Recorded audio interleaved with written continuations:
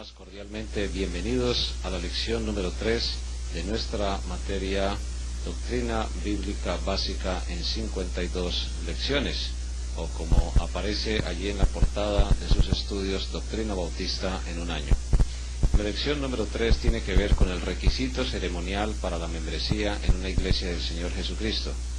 Antes de entrar en materia propia de esta lección, necesitamos recordar que cada una de estas lecciones tiene, al finalizar el texto escrito, 3 secciones. Una parte es la disertación del maestro, la otra parte tiene que ver con las tareas para los alumnos y algunas preguntas para discusión. Las tareas para los alumnos corresponden a la evaluación y que usted, hermano, hermana, debe entregar a cada uno de los hermanos directores de los campus o centros de enseñanza de su iglesia local. Esto se hace con el propósito no solamente de presentar las evaluaciones con sus respectivas calificaciones para obtener los certificados correspondientes, sino que además se deben realizar para poder enfatizar, recordar y de hecho pues extraer las preguntas, inquietudes, comentarios que se hagan necesarios en cada una de estas lecciones. Es de gran importancia recordar que mensualmente hay que estar enviando cada uno de estos materiales para las correspondientes evaluaciones y cumplir con las hojas de seguimiento que el director del centro de enseñanza tiene y que usted, hermano y hermana, tiene la responsabilidad también de llevar a cabo. Le rogamos que nos acompañen en oración para encomendarnos a nuestro amado Señor en el estudio de esta lección número 3, para que la palabra de Dios pues cumpla su propósito y no regrese vacía como ella misma lo afirma. Padre nuestro que estás en los cielos, es un gran privilegio empezar esta lección número 3 con relación a los requisitos ceremoniales para acceder a la membresía en una iglesia tuya. Te damos muchas gracias por los 20 siglos que tú has sostenido tu palabra día a día. Jamás tu iglesia ha dejado de enseñarla, de ser columna y baluarte de la verdad. Permite, Señor, que las personas que se añadan por bautizo a cada una de las iglesias locales que tú tienes, pues realmente puedan cumplir estos requisitos, tanto espirituales como ceremoniales, que tu palabra pueda enseñarse con sencillez, con profundidad, y que los resultados sean exclusivamente para la gloria tuya. En los méritos de tu Hijo amado, nuestro Señor Jesucristo, rogamos tu bendición, tu limpieza y tu dirección en estas lecciones. Amén. Amables hermanos, el requisito ceremonial básico que enseña el Señor en su palabra para acceder a la membresía en una iglesia del mismo Señor lo encontramos en el Evangelio según San Mateo, en el capítulo número 28. A partir del verso número 16 hasta el verso número 20. Le rogamos el favor de que con un texto de la Biblia nos acompañe en la lectura y explicación de esta enseñanza de gran importancia para la iglesia del Señor. Evangelio según San Mateo capítulo 28, a partir del 16 hasta el verso número 20. Pero los 11 discípulos se fueron a Galilea, al monte donde Jesús les había ordenado, y cuando le vieron le adoraron, pero algunos dudaban. Y Jesús se acercó y les habló diciendo: Toda potestad me es dada en el cielo y en la tierra. Por tanto, id y haced discípulos a todas las naciones, bautizándolos en el nombre del Padre, y del Hijo, y del Espíritu Santo. Y dice en el verso 20, enseñándoles que guarden todas las cosas que os he mandado, y aquí yo estoy con vosotros todos los días, hasta el fin del mundo. Amén. Cuando estudiamos este texto bíblico, entonces vamos a encontrar que el Señor Jesucristo había resucitado, había vencido la muerte. Toda la autoridad la tiene Él, y por eso empieza a afirmar toda potestad. La palabra potestad aquí da a entender autoridad. Implica que por encima del Señor Jesucristo no hay nadie que tenga mayor autoridad. Los 11 miembros de la iglesia del Señor que Jesús había establecido, porque Judas Iscariote realmente ya no estaba, recibieron la orden de la gran comisión. Si Jesús afirma toda potestad me es dada en el cielo y en la tierra, está afirmando que la autoridad la tiene Él, pero que en la expresión, en el verso 19, por tanto id, la conjugación del verbo Id ahí en el griego significa mientras vamos. Mientras en la iglesia del Señor estamos las personas llamadas aparte por Él. Mientras vivimos, trabajamos, compartimos en nuestras familias.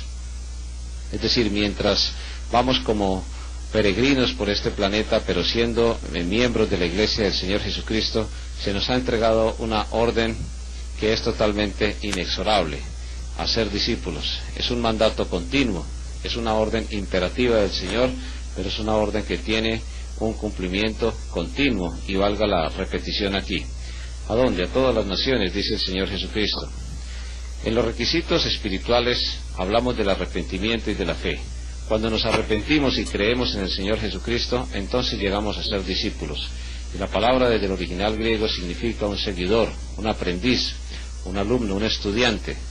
Y de hecho, entonces, usando la comparación, podemos encontrar que no puede haber un discípulo del Señor Jesucristo sin cumplir esos requisitos espirituales. Pero como el mandato de la Gran Comisión es entregado a la Iglesia, porque Jesús está hablando aquí no a Pedro, a Andrés, a Jacobo, a Juan, a Tomás, a Bartolomé, a cada uno de ellos individualmente, porque ellos realmente partirían a la presencia del Señor, quedarían otras personas. De hecho, entonces, la Gran Comisión es dada a la Iglesia. La autoridad, en primer lugar, de hacer discípulos tiene que ver con el cumplimiento de los requisitos espirituales. Un verdadero discípulo de Jesús se ha arrepentido, ha creído en el Señor Jesucristo y ha recibido por gracia la salvación. Luego, entonces, ¿qué continúa? La orden de bautizarlo. Dice: bautizándolos en el nombre del Padre, del Hijo y del Espíritu Santo, y enseñándoles que guarden todas las cosas que os he mandado. El proceso es supremamente claro. Jesús está hablando a su iglesia, le está dando una orden. La orden es un proceso.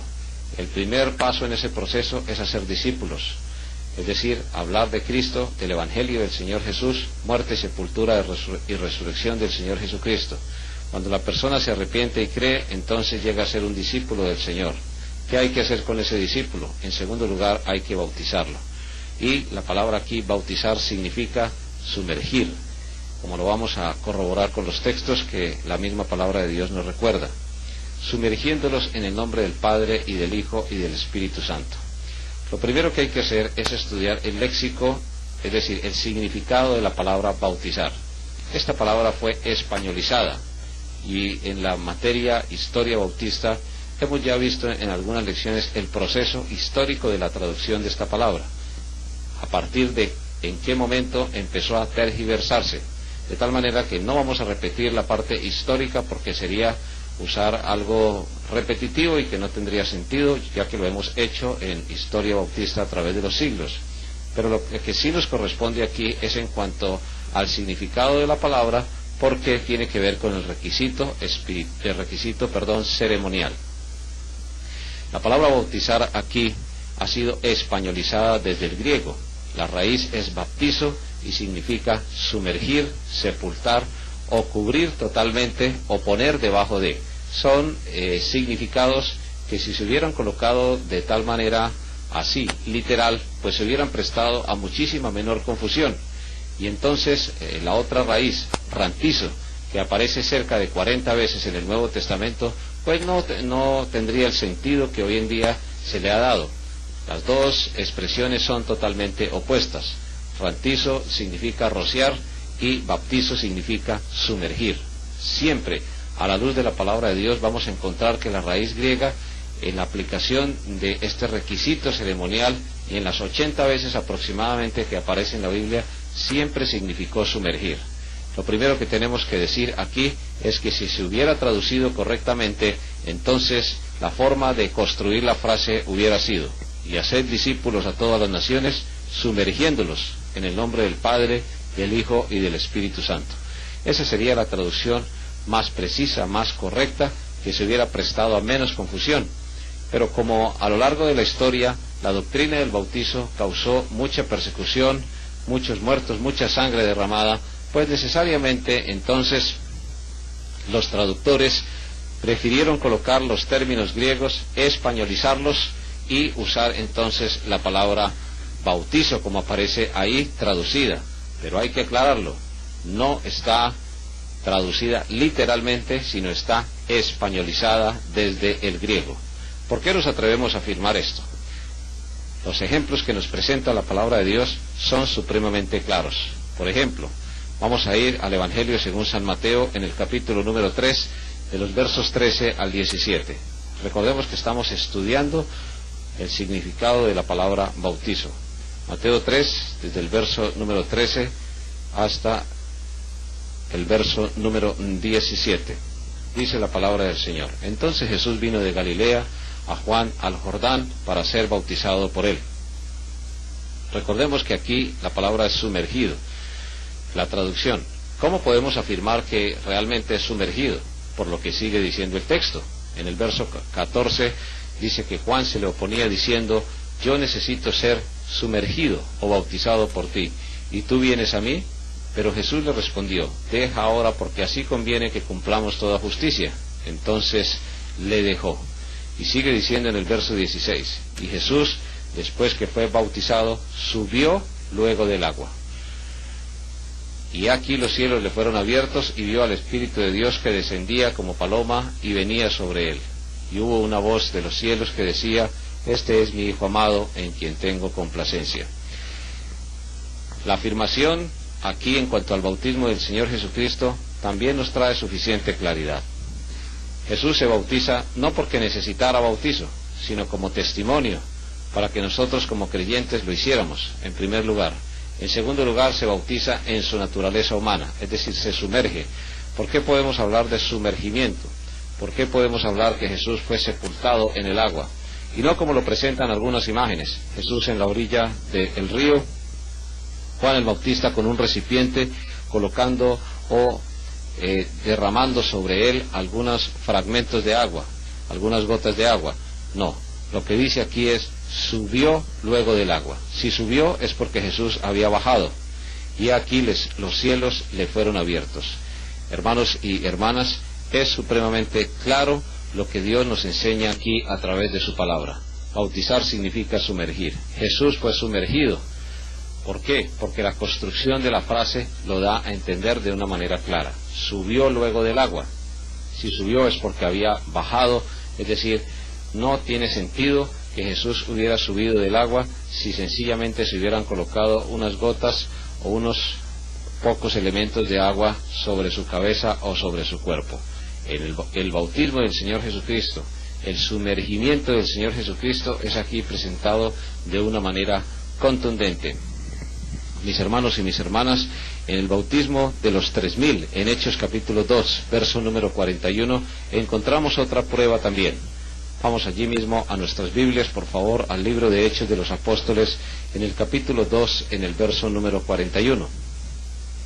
En ese texto vamos a comprobar también que la palabra bautizar, recordemos que estamos estudiando el significado etimológico de la palabra bautizar.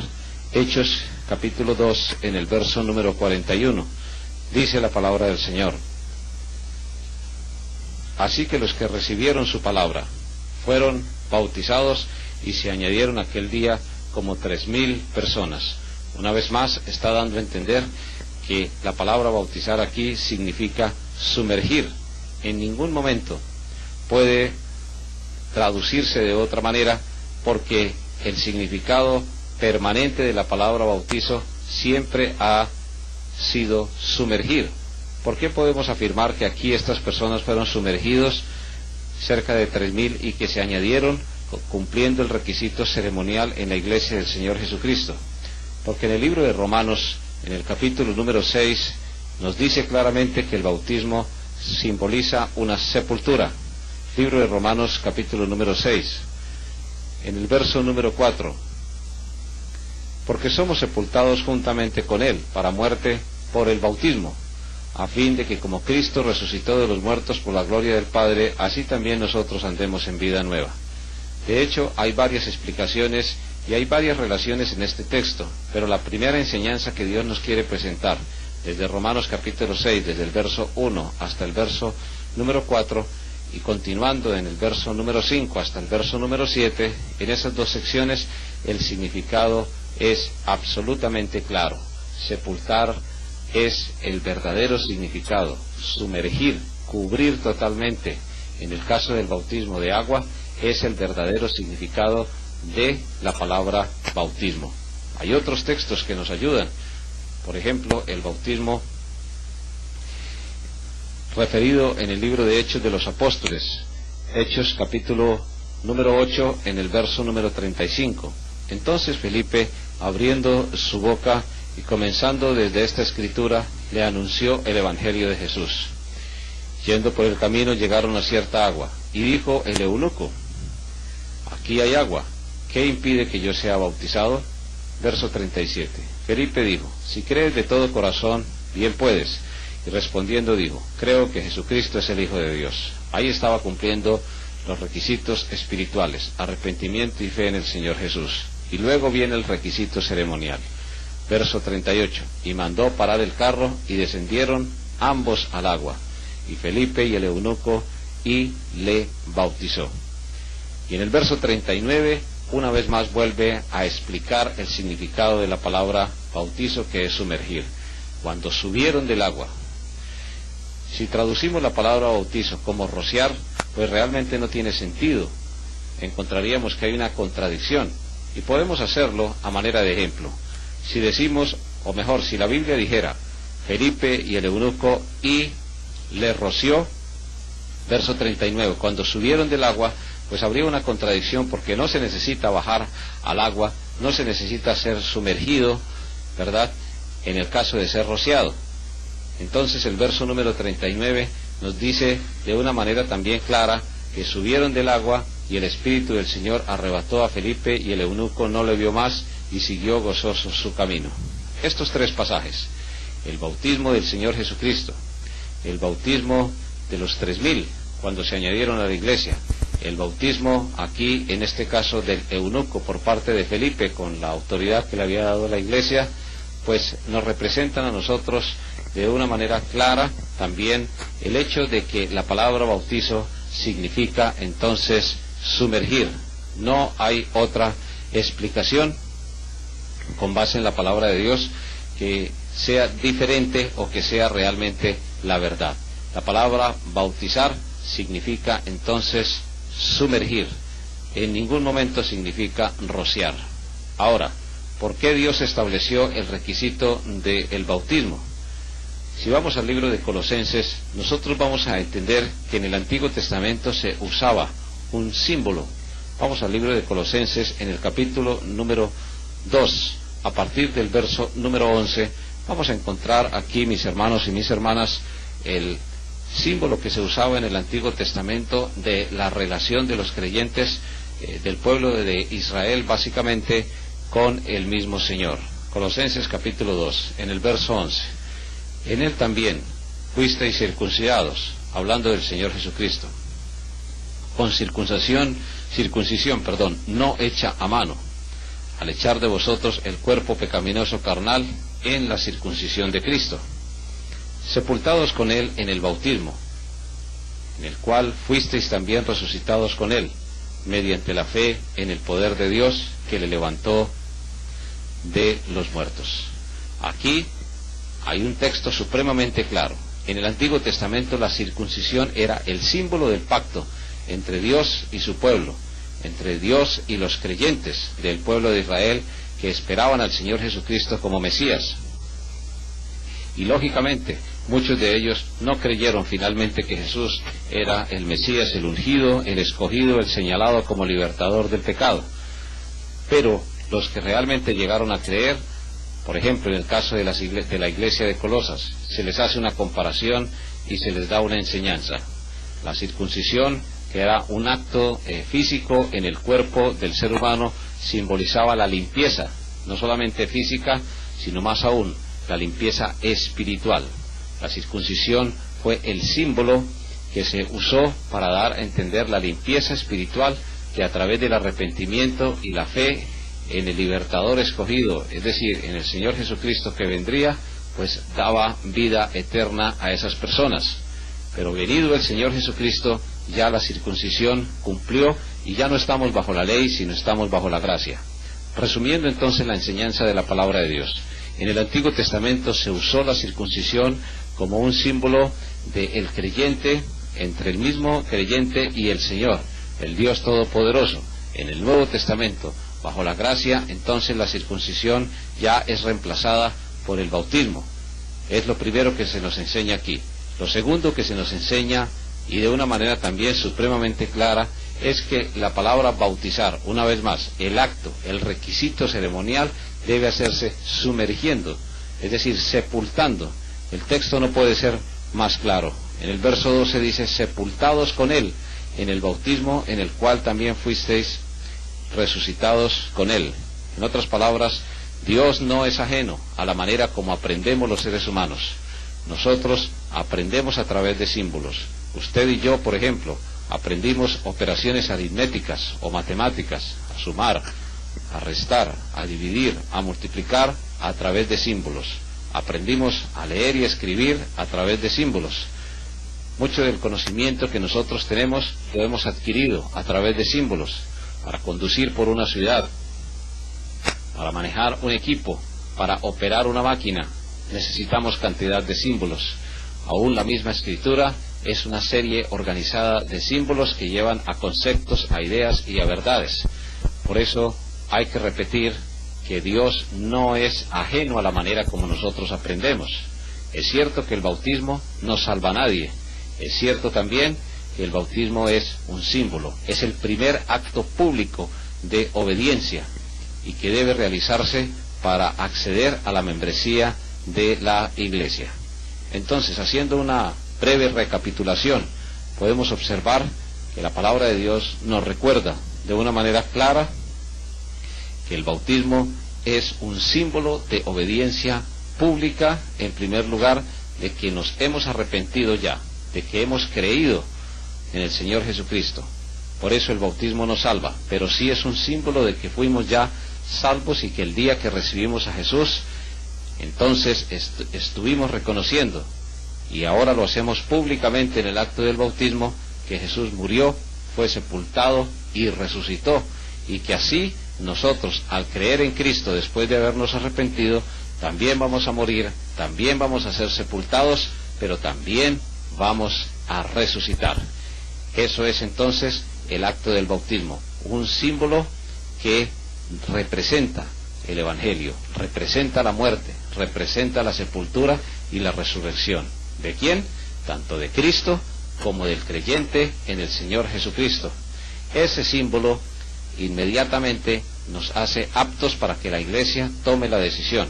Cuando la Iglesia, que es quien ha recibido la autoridad de hacer discípulos y de bautizar, propone, secunda y vota que nosotros somos aceptados en el seno de la Iglesia, entonces es cuando el bautismo, cumplidos los requisitos, procede a efectuarse como un símbolo e inmediatamente la persona se añade a la Iglesia. Inmediatamente después del bautismo, la Iglesia ha votado ya previamente que el candidato debe ser sumergido, simbolizando el Evangelio, con la autoridad de una iglesia local, como lo vamos a ver en los requisitos, y también añade al cuerpo del Señor Jesucristo, que es la Iglesia. Otra vez tenemos que regresar al libro de Hechos de los Apóstoles, en el capítulo número 2, para comprobar lo que estamos afirmando a través de la palabra del Señor. Libro de Hechos, capítulo 2, allí en el verso número 41.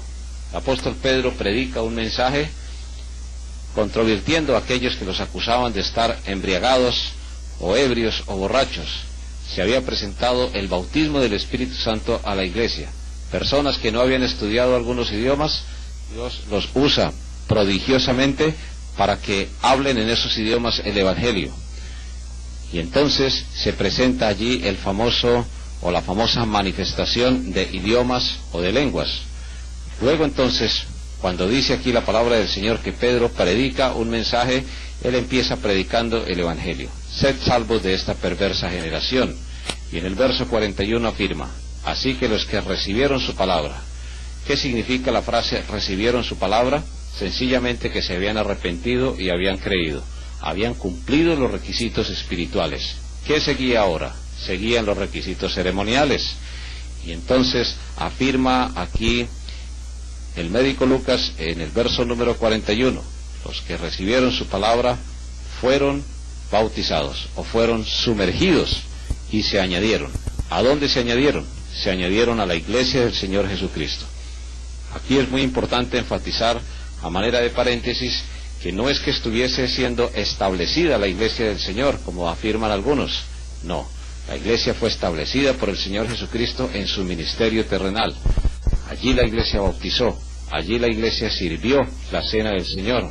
El Señor estableció a través de su iglesia esa ordenanza también, las dos ordenanzas, el bautismo, la cena del Señor, la forma de arreglar los conflictos. Allá en el Evangelio según San Mateo, en el capítulo número 18, claramente se nos dice que la autoridad final la tiene la iglesia en cuanto a los conflictos, y así sucesivamente encontramos que ya la iglesia del Señor estaba operando y que recibe la gran comisión. Inmediatamente Jesús resucita. Por eso el requisito ceremonial que solamente les faltaba a estas personas que habían escuchado el Evangelio a través del Señor, y mejor a través también del apóstol Pedro, pues era cumplir el bautizo. Habían ya recibido la palabra de Dios, necesitaban añadirse a la iglesia, proceden a cumplir el mandato de la gran comisión de bautizarse, y luego entonces finalmente son añadidas a la iglesia del Señor. La prueba sigue en el verso número 42. Y perseveraban en la doctrina de los apóstoles. En otras palabras, la doctrina de Dios. Y ahí se estaba cumpliendo la gran comisión. Id, haced discípulos, bautícelos, enseñándole todo lo que yo os he mandado, dice el Señor Jesús. La doctrina de los apóstoles. Primero arrepentimiento y fe. Luego bautismo para añadir a la iglesia. Y luego viene la enseñanza. La comunión unos con otros. Es decir, el compañerismo, que también fue enseñado por el Señor Jesús. El partimiento del pan, que es el cumplimiento de la ordenanza de servir la cena del Señor, y en las oraciones. Y desde el verso número 43 hasta el verso número 47, pues hay una serie de procesos de enseñanza donde la iglesia continúa perseverando unánime cada día, como dice ahí en el verso número 46, en el templo. Y en el 47 puntualiza afirmando: alabando a Dios y teniendo favor con todo el pueblo, y el Señor añadía cada día a la iglesia los que ya eran salvos. Ahí hay una traducción, un verbo que está incorrectamente traducido en la versión Reina Valera de 1960, porque aparentemente da a entender que la iglesia salva, cuando dice añadía cada día a la iglesia los que habían de ser salvos. No, la traducción ahí que es correcta es: añadía el Señor a la iglesia los que ya eran salvos a través de la ordenanza del bautismo. Recapitulando una vez, entonces podemos afirmar, con base en la palabra de Dios y en los textos que hemos estudiado. Número 1, la palabra bautizar ha sido españolizada y significa desde el griego sumergir en la raíz baptizo, que es diferente a la raíz rantizo. En segundo lugar, el bautismo es un símbolo, es un acto público de obediencia. Dios no es ajeno a la forma como aprendemos los seres humanos. Aprendemos a través de símbolos. Todas las operaciones, tanto matemáticas como lenguaje, y muchas enseñanzas que necesitamos para adaptarnos a nuestra vida diaria, lo hacemos a través de símbolos. En tercer lugar, podemos recordar que en el Antiguo Testamento el símbolo fue la circuncisión. Allá en el libro de Colosenses entonces estudiamos que ahora Dios ha reemplazado el símbolo de la circuncisión en el antiguo pacto por el símbolo del bautizo en el segundo pacto, o en el pacto ya de la sangre del Señor Jesucristo, que fue suficiente en cuanto al cumplimiento que se hizo una vez y para siempre, ofrecido por nuestros pecados. Ya no es necesario circuncidar como símbolo, sino el requisito ceremonial es el bautizo. Y por último entonces estudiamos que ese requisito, cuando se cumple adecuadamente, sirve para que la persona sea añadida a la iglesia del Señor Jesucristo. En los textos que tenemos allí de la lección número 3 es importante resaltar lo que nos dice en cuanto a las preguntas para discusión. Ya hemos visto el significado del término bautizo y lo hemos diferenciado de lo que es el rociamiento. Ahora vamos a los 4 requisitos básicos que menciona la Biblia en cuanto al requisito ceremonial del bautizo. El primer requisito entonces es que la persona realmente se haya arrepentido y haya creído en el Señor Jesús. La lección anterior fue suficientemente amplia en el cumplimiento de estos requisitos, pero si vamos al pasaje de la Gran Comisión, pues podemos ver que la Biblia no se contradice en ningún sentido. Hay total armonía. Por tanto, id y haced discípulos a todas las naciones, bautizándolos. El primer requisito es ser un discípulo del Señor Jesucristo, cumplir esos requisitos espirituales, valga la redundancia.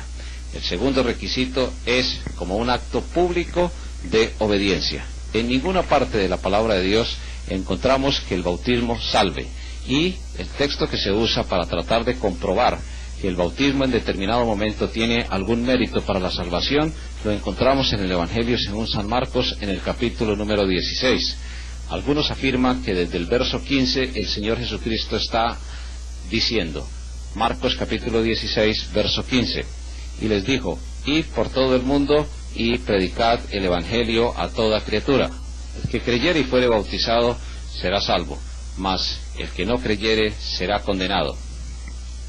Aquí hay que aclarar que el Señor Jesucristo no solamente nos salva de la condenación, nos salva también de las malas decisiones en nuestra vida. Jesús es un Salvador supremamente suficiente. Es suficiente Salvador en el sentido de que no solo es la condenación, o mejor, es de la condenación que nos libra, sino también de una vida de perdición. En el verso 16 está hablando, el que creyere y fuere bautizado será salvo, pero lo puntualiza al terminar el verso cuando dice, mas el que no creyere. Es realmente la incredulidad la que procede de un corazón endurecido, la que procede de un corazón no arrepentido, lo que lleva a la persona a la condenación eterna, valga la redundancia. Y sigue diciendo ahí la palabra del Señor, y estas señales seguirán a los que creen. Desde el verso número 17 hasta el verso número 20 se nos hablan de las señales de apóstol, del ministerio del apostolado, que era confirmada la palabra de Dios que predicaban los apóstoles y era confirmado su ministerio. Lo comprueba al terminar el verso 20 diciendo, y confirmando la palabra con las señales que la seguían.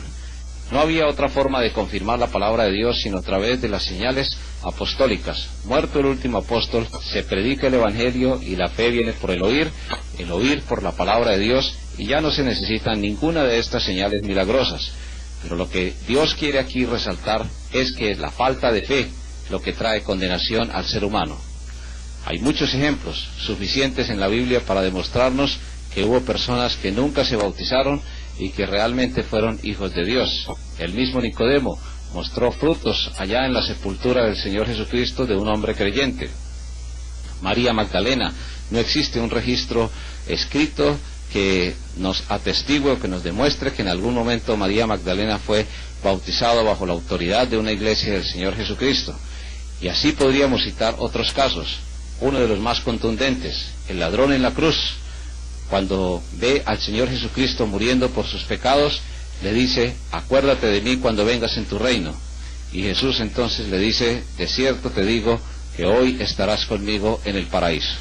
Ese personaje en ningún momento se bautizó, no tuvo la oportunidad de hacerlo, no tuvo en determinado momento la participación de la ordenanza del bautizo, pero Jesús le aseguró la vida eterna porque se había arrepentido y había creído. Podríamos citar muchos otros textos que nos demuestran a nosotros que el bautismo en ningún momento sirvió para salvación.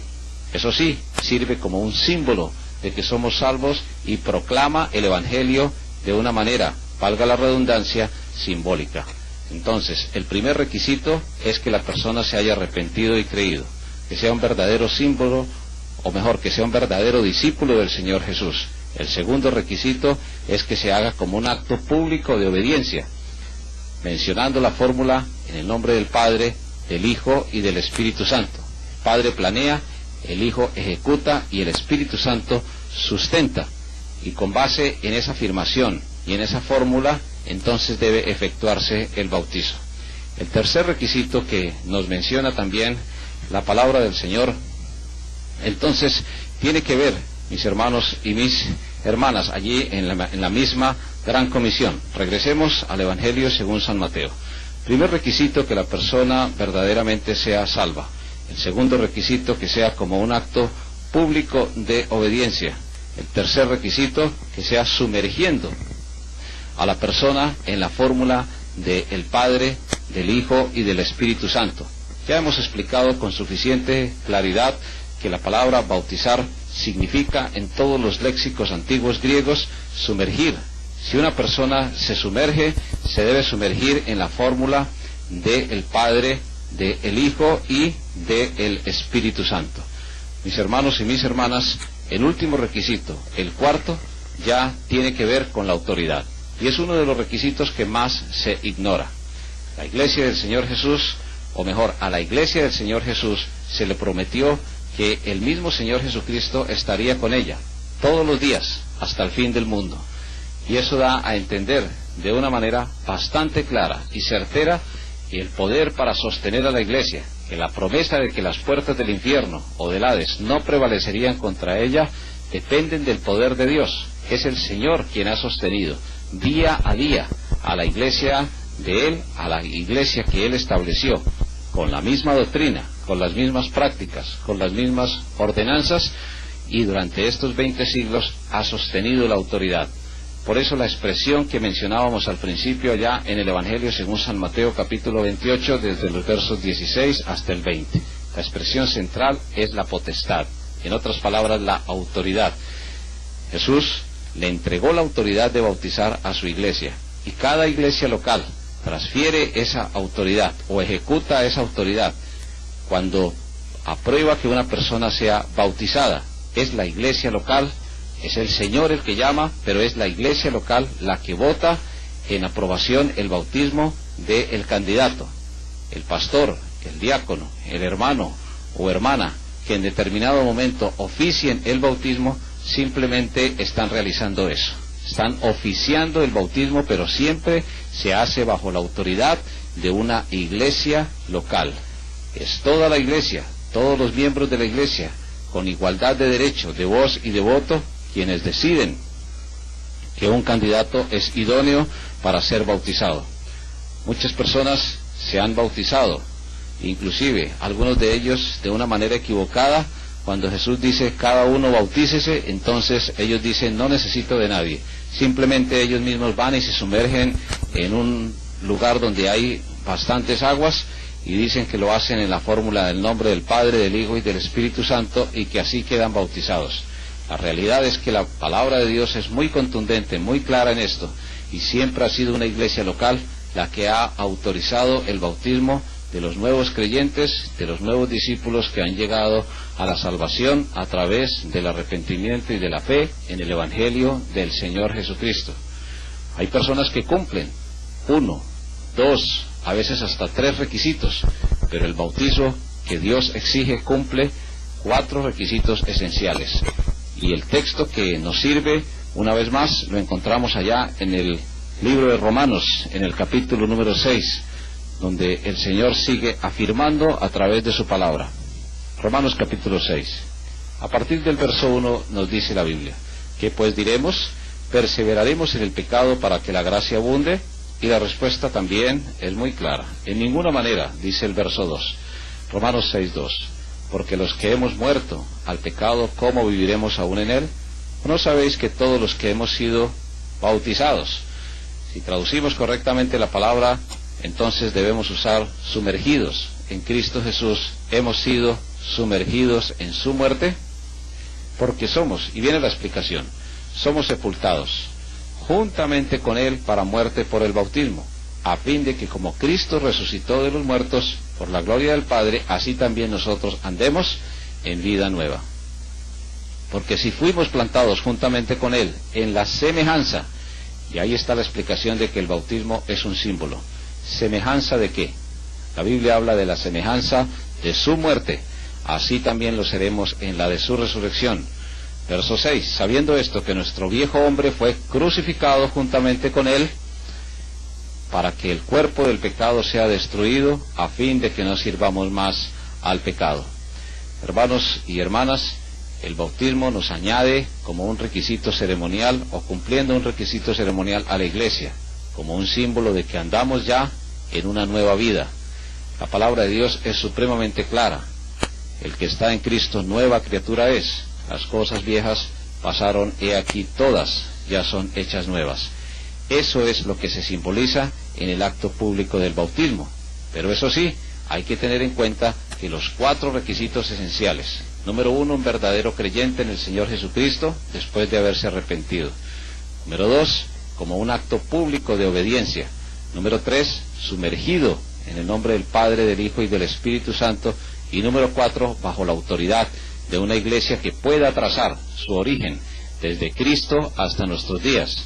Esos 4 requisitos son los que menciona la palabra del Señor en cuanto a este requisito ceremonial. Por último, queremos mencionar las preguntas para discusión. ¿Por qué los bautistas no aceptamos el bautismo ni metodista ni campbelista? ¿Qué hace falta en esas formas? En algunas de esas formas hace falta la autoridad de la iglesia. En otras hace falta o se ha cambiado el propósito. Muchas personas creen firmemente que cuando se bautizan se salvan. Realmente, si pudiéramos aplicar agua al ataúd de una persona y la persona se levantara de entre los muertos, podríamos en determinado momento creer que entonces sería el bautismo lo que salvaba. Pero nosotros sabemos que la Biblia nos dice que sin derramamiento de sangre no se hace remisión de pecados. Es la sangre del Señor Jesucristo la que nos ha limpiado. Ya no es la sangre del sacrificio, ni del cordero, ni de los machos cabríos, ni de ninguno de los animales que se ofrecieron en el Antiguo Testamento, que cubrían los pecados y que apuntaban, que simbolizaban el sacrificio de Cristo. Siempre que una persona estudie la doctrina del bautizo, debemos preguntarnos, ¿cumplimos los requisitos, los 4 requisitos básicos que enseña la palabra de Dios en cuanto al bautismo? Por eso es que en una verdadera iglesia del Señor, cuando una persona llega y dice, yo ya me he bautizado, inmediatamente debemos recurrir a la palabra de Dios y a confrontar cada uno de estos requisitos, porque de lo contrario, la iglesia empezará a recibir bautismos extraños y empezará también a exponerse a la contaminación de la doctrina, ya no solo del bautismo, sino de otras tendencias, o mejor, de otros vientos de doctrina, como lo menciona la palabra del Señor. Mis hermanos y mis hermanas, no hay derecho para cambiar la doctrina del bautismo del Señor Jesucristo. Estamos muy agradecidos que usted, hermano, que usted, hermana, nos haya podido acompañar, y recordamos una vez más las tareas, los bosquejos, las preguntas para responder, las inquietudes, porque esto hace parte del proceso de enseñanza de la palabra de Dios. Muchísimas gracias por acompañarnos, que Dios nos bendiga a todos grande y ricamente, y los esperamos para la próxima lección, y que el Señor sea renovando sus bendiciones diariamente en sus vidas, en las nuestras y en su obra.